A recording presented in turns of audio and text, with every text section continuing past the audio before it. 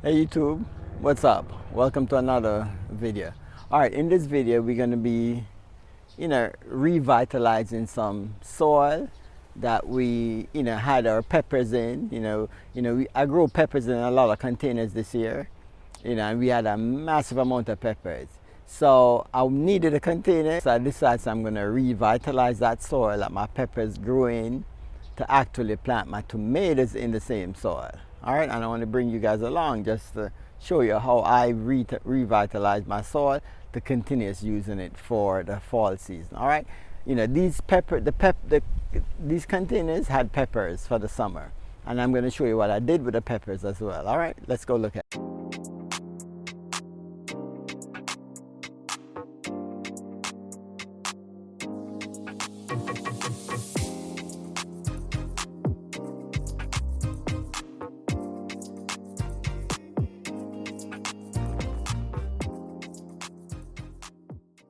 So guys, let's start over here. I got these tomatoes here. So they need to go in a container. These are cherry tomatoes. And I think these are, let me see, yellow Hartman tomato. So I need to put these tomatoes in bigger containers. And I'm not putting them in my raised bed. I have no space there. And I don't have no soil, so I'm going to reuse the soil that I have. So what I'm going to do is revitalize that soil that I had. Let me show you something real quick. All right, these 5 containers here, 1, 2, 3, 4, 5. I grew my peppers in this year. Scotch bonnet, Trinidad scorpion pepper, Trinidad seasoning pepper, and I had an amazing amount of peppers. Like, there's so much peppers. I made hot sauce, froze some. I made a pepper powder, all kind of stuff I made with it. So I removed the peppers from these containers, and this is what I did with those peppers. I put them in ground. So one of them I pruned it down hard, and put it right here.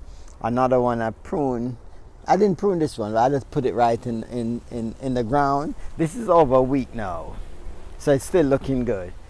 And then this is a datil pepper I put here, and I put the Scotch bonnet. The leaves are a little bit yellow, but I don't know it will figure it itself eventually.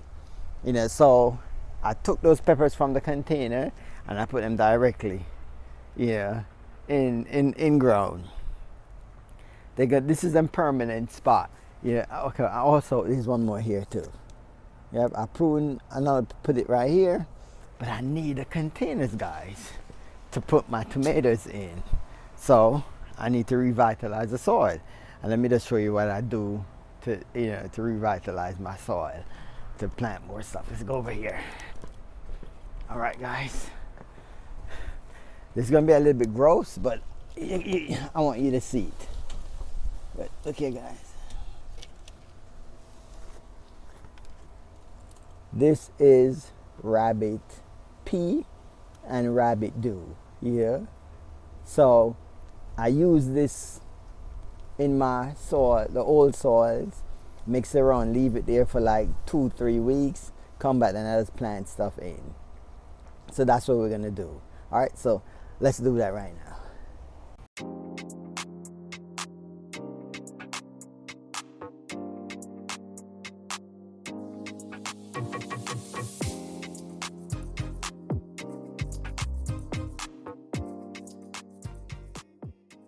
Alright guys, so this is the rabbit, pellets, and they pee and do everything in this. Rabbits are so smart.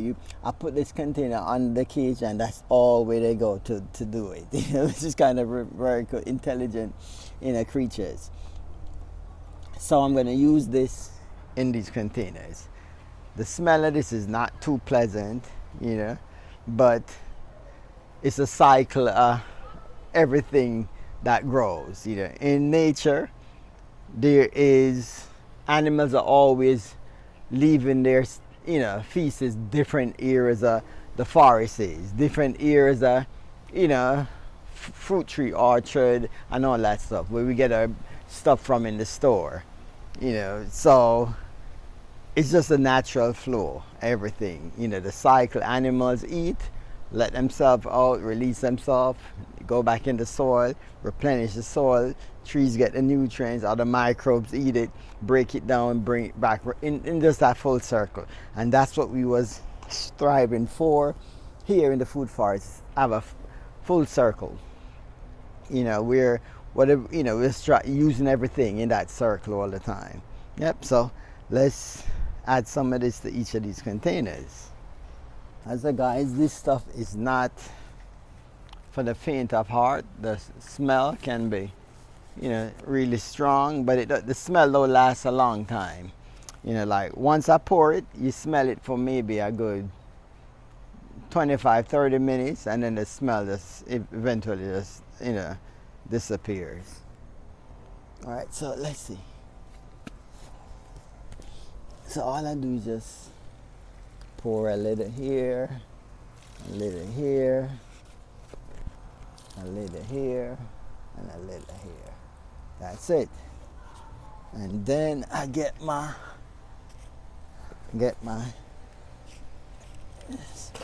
yes, and just mix it around.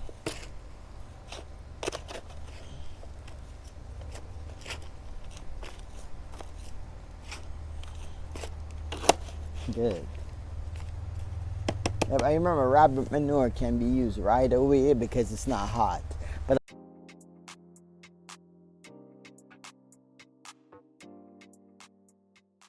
like another, you know, 2 to 3 weeks before actually putting my plants in. Yeah, yep.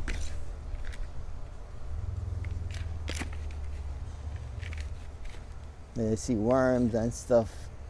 Look at the worms, guys. You can see the worms there. Wow. Oh. The worms. Wow, that's cool. So the worms are doing their thing today. They're gonna come up in this container and just break it down even more.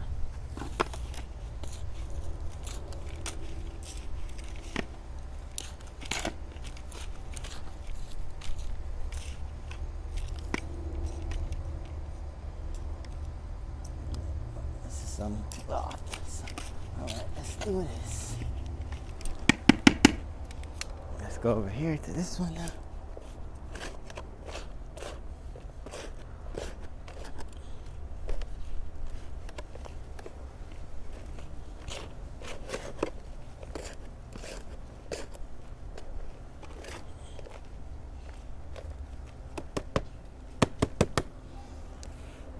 Yeah, guys, let me show you.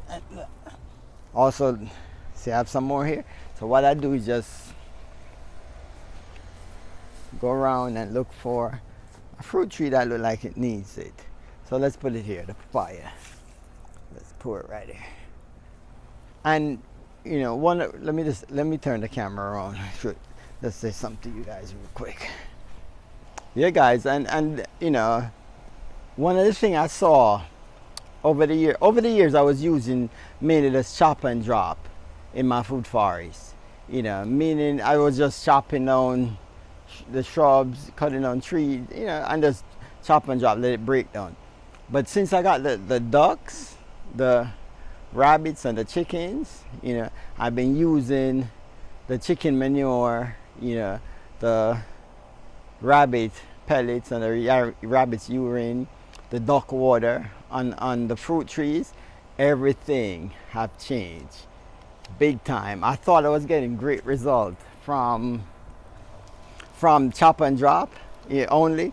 Man, I got amazing results from the animal manure, you know. So I really advise all of you, man, get some chickens. If you can get even 2 rabbits. Rabbits are so easy to take care of. They're friendly, you know. They're so social, you know. But they give you a lot of manure that you could use in your garden, and you don't have to buy nothing that's contaminated outside. My rabbits eat the herbs and everything from the garden, and then they release it back into the pellets. The pellets go back into the garden.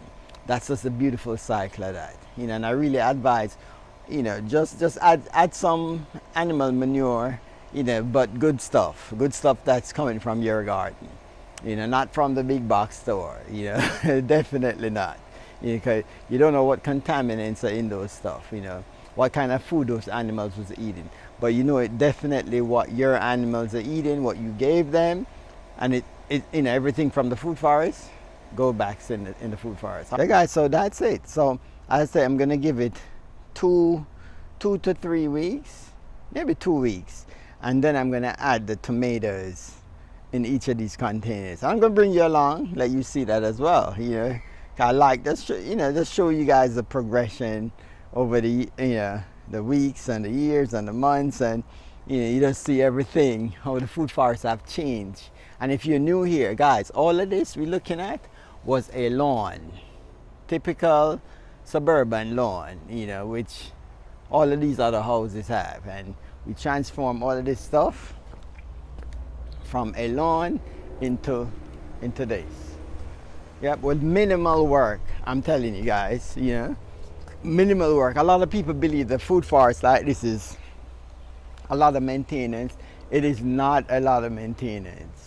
Yep, not a lot of maintenance. Yep. As we over here, let's just look. Look at those papaya, guys. This is one of the best papaya. All right, this is the best papaya I ever had. You know, it's like a yellow flesh, extremely good papaya here. Yep, I know I just, you know, veered to a different topic, but let's just wrap this video up, you know. And before we wrap it, let me show you something real quick. I like always showing you guys. Look at the nature, guys. Give you guys that view. Beautiful.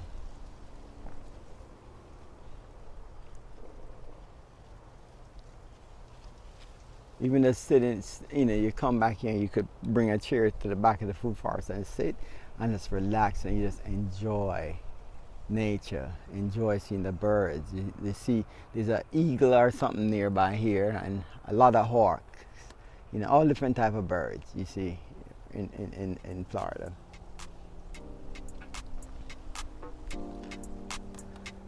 Thank you so much for watching. I'll be blessed with peace, love, happiness, and kindness. One love. See you guys in the next video.